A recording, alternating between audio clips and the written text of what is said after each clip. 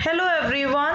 So welcome to Jaidev classes for JRF in political science. कैसे हैं आप सब friend? This is Meenakshi Singh और आज हम लोग यहाँ पर डिस्कस करेंगे उससे आगे के क्वेश्चंस को। मैंने आप सभी को लास्ट क्वेश्चन एक होमवर्क के लिए दिया था। आप सभी का कमेंट जो था वो बिल्कुल सही आपने आंसर किया कमेंट बॉक्स में, ठीक है। क्वेश्चन यहाँ पर ये था कि बेसिकली आपको बताना था कि यहाँ पर जो ऑथर हैं book democracy and discontent India's growing crisis of governability के, तो क्या आशुतोष वार्ष्णे हैं, अतुल कोहली हैं, पार्था चटर्जी हैं या रॉब जेनकिंस हैं?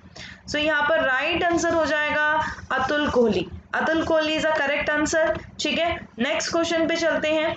नेक्स्ट क्वेश्चन है कि सागर माला प्रोजेक्ट जो है वो रिलेटेड है मॉडर्नाइजेशन ऑफ पोर्ट से, ऑयल एक्सट्रैक्शन से, सी रूट डेवलपमेंट से या नन ऑफ द अबव। तो यहाँ पर सागर माला परियोजना किससे संबंधित है? तो ये आप लोगों को बताना है। सागर माला परियोजना, तो यहाँ पर राइट आंसर क्या हो जाएगा? राइट आंसर होगा ये है आप लोगों का मॉडर्नाइजेशन ऑफ पोर्ट से, ठीक है। तो मैं आपको थोड़ा सा बता देती हूँ। जो सागर माला डेवलपमेंट जो कंपनी लिमिटेड है, ठीक है, इसने सेट किया था इम्प्लीमेंट सागर माला सी प्लेन सर्विसेज को with the potential airline operation, ठीक है। तो सागर माला प्रोजेक्ट जो था इसको गवर्नमेंट ऑफ इंडिया ने क्या किया था, कैबिनेट जो हमारी कैबिनेट ऑफ इंडिया ने अप्रूव किया था 2015 में, ठीक है। इस प्रोजेक्ट का एम था जो हार्नेस है, जो मतलब नुकसान हो रहा था बेसिकली किसको, जो कोस्ट लाइंस थी, यानी 2015 में कैबिनेट की मंजूरी के बाद भारत सरकार ने सागर माला परियोजना शुरू की थी। इस परियोजना का लक्ष्य देश की 7500 किलोमीटर लंबी तटरेखा का जो दोहन करना, ताकि उसकी आर्थिक क्षमता पता लगाई जा सके और ये परियोजना बंदरगाहों से जल्दी कुशलता से लागत प्रभावी ढंग से माल परिवहन करने की बढ़ाना, मतलब जो इंक्रीज करने को यहाँ पर जोर देती है। तो ये ध्यान रखिएगा, जो ये सागर माला प्रोजेक्ट है तो इसको ध्यान रखना सारे बच्चे, ठीक है। ये क्या करती है, इसका एम क्या था? इसका एम था कि भाई डेवलपमेंट करना है। इसका एम था harness of 7500 kilometre long coast line of country to unleash its economic potential.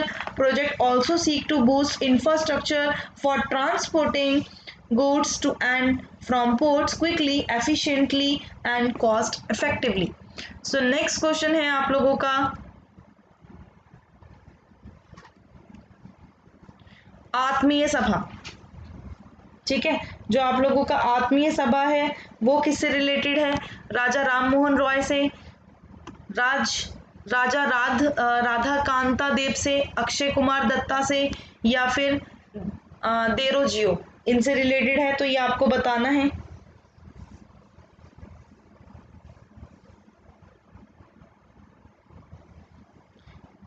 इसका राइट आंसर होगा जो आत्मीय सभा थी वो थी राजा राम मोहन रॉय से रिलेटेड। इसको स्टैब्लिश कब किया था? 1828 में, यानी 1828 में। उसके बाद नेक्स्ट क्वेश्चन है कि which of the following is not specifically mention in article 19 of Indian constitution. तो आप सबको मैंने बताया हुआ है सामर्प, ठीक है, सामर्प बताया हुआ है ना। तो आप लोगों को सामर्प की जो पूरी ट्रिक है वो फटाफट से कमेंट बॉक्स में लिखनी है, ठीक है। और सामर्प को आप लोगों को बताना है कि क्या है सामर्प, ठीक है। ये मैंने ट्रिक बनवाई हुई है। तो ये freedom of press, freedom of movement, freedom of speech, freedom of peaceful assembly. तो आप देखोगे निम्नलिखित में से कौन भारतीय संविधान के अनुच्छेद 19 में विशेष रूप से वर्णित नहीं है? प्रेस की स्वतंत्रता, आंदोलन की स्वतंत्रता, भाषण की स्वतंत्रता, भाषण और अभिव्यक्ति की स्वतंत्रता, शांतिपूर्ण विधानसभा की स्वतंत्रता, ठीक है। यहाँ पर राइट आंसर हो जाएगा फ्रीडम ऑफ प्रेस। यहाँ पर राइट आंसर क्या हो जाएगा? फिर फ्रीडम ऑफ प्रेस हो जाएगा, ध्यान रखना। By the modern prince, Gramsci का क्या मतलब है? The new king, the party, the bourgeois या none of the above. Modern prince वो किसे कहते हैं? तो मॉडर्न प्रिंस वो कहते हैं किसको? पार्टी को, है ना। उन्होंने कम्युनिस्ट पार्टी को मॉडर्न प्रिंस कहा था, ये ध्यान रखना। उसके बाद नेक्स्ट क्वेश्चन है कि किसने यहाँ पर इंट्रोड्यूस किया था आइडिया डिक्टेटरशिप ऑफ 4 क्लासेस का? स्टालिन ने, ग्रामसी ने, माओ जेडोंग ने या नन ऑफ देम। किसने इंट्रोड्यूस किया था 4 वर्गों की तानाशाही का विचार? सो राइट आंसर होगा ऑप्शन नंबर डी, माओ देजोंग। ठीक है, माओ जेडोंग, तो ये ध्यान रखना। सैमुअल हंटिंगटन के अकॉर्डिंग जो पॉलिटिकल डिके है वो कब होता है? अब यहाँ पर देखो डिके की बात आ रही है, ध्यान से ऑप्शंस देखो सारे।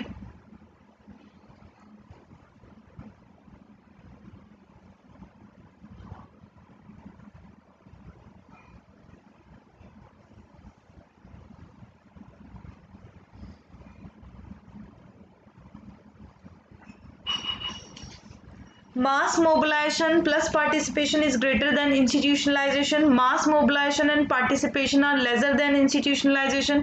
Institution become too complex. Institution survive for too long. Samuel Huntington के अनुसार राजनीतिक क्षय कब होता है? सो यहाँ पर राइट आंसर होगा आप लोगों का, अब यहाँ पर डिके है तो ग्रेटर होगा ना, डिके है तो ग्रेटर होगा, तो mass mobilisation plus participation is greater than institutionalisation. फिर नेक्स्ट है अकॉर्डिंग टू सैमुअल हंटिंगटन। अच्छा ये हम लोगों ने कर लिया है, आगे चलते हैं। हाँ ये क्वेश्चन होगा, what was the procedure allowed for adoption of the constitution of India? तो it was submitted to the people of India for ratification. It was submitted to the Governor General for his assent. It was adopted when the interim government approved it. It was adopted when it received the signature of the chairman and member of Constituent Assembly. Hindi में question देखेंगे, भारत के संविधान को अपनाने के लिए क्या प्रक्रिया अपनाई गई थी? तो इसे अनुसमर्थन के लिए भारत के लोगों को प्रस्तुत किया गया था या उनकी सहमति के लिए गवर्नर जनरल को प्रस्तुत किया गया था? इसे तब अपनाया गया था जब अंतरिम सरकार ने इसे मंजूरी दी थी। इसे तब अपनाया गया जब इसे विधानसभा के अध्यक्ष और सदस्यों के हस्ताक्षर प्राप्त हुए। तो यहाँ पर राइट आंसर हो जाएगा, it was adopted when it received signature of the chairman and member of the constituent assembly. Who characterise, किसने करेक्टराइज किया इंडियन यूनियन को as a federation with centralising tendency? तो B R Ambedkar, K C Wheare, Granville Austin या Ivor Jennings. किसने भारतीय संघ की विशेषता एक केंद्रीय प्रवृत्ति के साथ महासंघ के रूप में अपनाई बताई थी? तो यहाँ पर राइट आंसर है आइवर जेनिंग्स। तो आइवर जेनिंग्स से आपको ये ध्यान रखना है कि ये क्या बताते हैं, इंडियन यूनियन को as a federation with centralising tendency बताते हैं।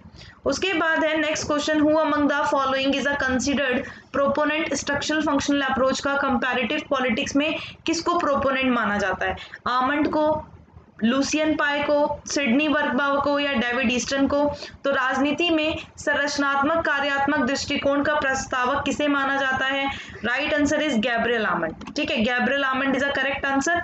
जो कॉन्सेप्ट है एनोमी का, इसको कॉइन किसने किया था? डर्किम ने, टॉकविल ने, वेबर ने या मोस्का ने? तो जो ये एनोमी वर्ड है इसको गढ़ा था हमारे डर्किम ने। ठीक है, ये ध्यान रखना।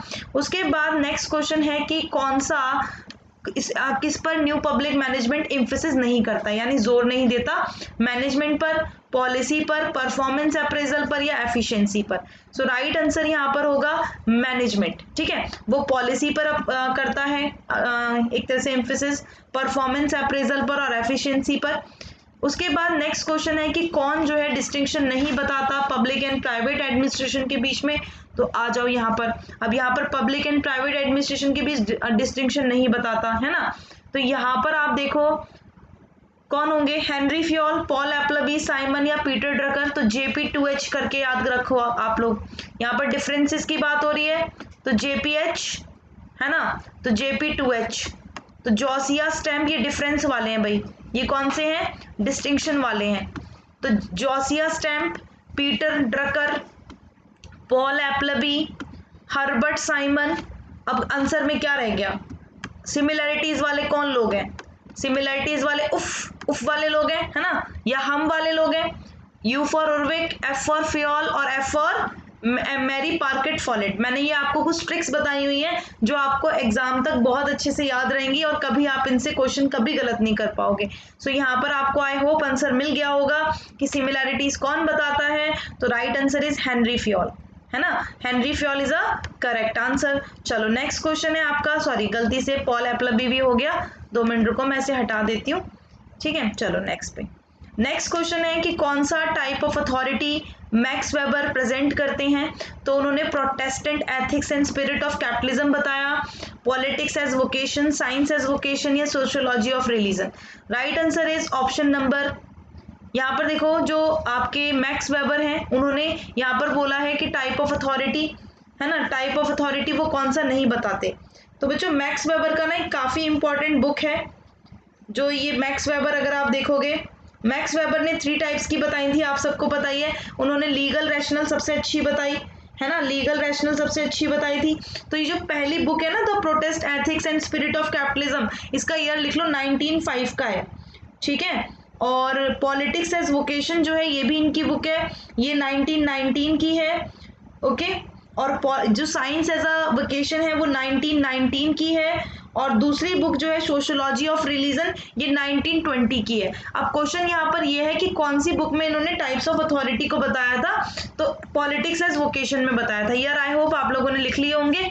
नेक्स्ट क्वेश्चन है कि किसने आइडिया दिया था वर्ल्ड सिस्टम थ्योरी का इंटरनेशनल कैपिटलिस्ट ऑर्डर में, Andre Gunder Frank, Samuel Huntington, Cardoso, या Immanuel Wallerstein. So right answer यहाँ पर हो जाएगा, हिंदी इंग्लिश देख लो भाई, विश्व प्रणाली सिद्धांत की विचारक बताने हैं आपको, जो अंतरराष्ट्रीय पूंजीवादी व्यवस्था के को दर्शाते हैं। Right answer is Immanuel Wallerstein. बच्चों ये चीज याद रखना, देखो ये जो लोग हैं आपके, ये जो लोग हैं है ना, ये जो आप लोगों को दिख रहे हैं ये कौन है, ये डिपेंडेंसी थ्योरी वाले हैं है ना, ये डिपेंडेंसी थ्योरी बताते हैं। तो डिपेंडेंसी थ्योरी कितने इस पे बात करता है, ये कोर और पेरीफेरी पर बात करता है। लेकिन इमनुएल वॉलस्टीन का वर्ल्ड सिस्टम थ्योरी है, वर्ल्ड सिस्टम थ्योरी, तो ये 3 लेवल पे बात कर रहा है, तो ये भी 3 लेवल पे बात करते हैं। कौन कौन से, कोर कंट्रीज, पेरीफेरी कंट्रीज और सेमी पेरीफेरी कंट्रीज, ठीक है। ये सेमी पेरीफेरी कंट्रीज, तो इंडिया कौन से में आएगा, सेमी पेरीफेरी में आएगा। लैटिन अमेरिका के अनडेवलप्ड कंट्रीज कौन से में आएंगे, पेरीफेरी में आएंगे। और डेवलप्ड वर्ल्ड किस में आएगा, अमेरिका, यूएसए,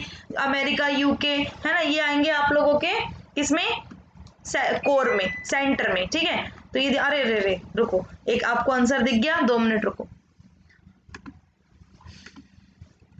क्वेश्चन है आप लोगों का कौन सा न्यू फंक्शनलिज्म से क्लोजली एसोसिएटेड है, तो यहाँ पर राइट आंसर होगा स्पिल ओवर, ठीक है। स्पिल ओवर यहाँ पर क्लोजली एसोसिएटेड है न्यू फंक्शनलिज्म से।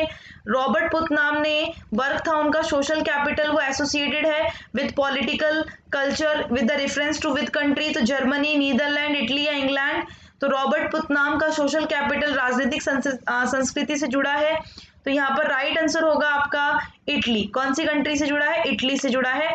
उसके बाद who among the following scholar, जिन्होंने पब्लिश किया था role of civil society in Indian politics को, Sudipta Kaviraj, Neera Chandhoke, Rajni Kothari, all of them. निम्नलिखित विद्वानों में से किसने भारत की राजनीति में नागरिक समाज की भूमिका पर काम किया। Right answer is option number D, ये सारे के सारे हैं। सुदीप्ता कविराज ने भी यहाँ पर civil society in Indian politics बताया, नीरज चंदोखे और Rajni Kothari. So last question आज की इस क्लास का, who among the following emphasise emergence of market polity in India, Kochanek, Morris Jones, Paul Brass या जेम्स मोर, ठीक है। तो यहाँ पर राइट आंसर देखो, भारत में मार्केट पॉलिटी के उद्भव पर जोर किसने दिया था, तो मॉरिस जॉन्स ने दिया था, ठीक है। मार्केट पॉलिटी के इमर्जेंस को कौन बताता है, तो कौन बताते हैं, Morris Jones. Thank you so much everyone. मेरा जो है आज से एक नया कोर्स स्टार्ट हुआ है, और जो ये कोर्स है बेसिकली ये रैपिड रिवीजन कोर्स है, तो अगर आप लोग इस कोर्स में आना चाहते हैं आ सकते हैं।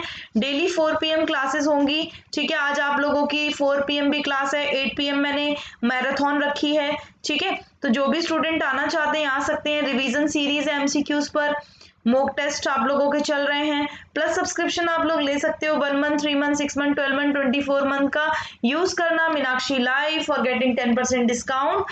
Thank you and thanks for watching. Bye bye to all, thank you.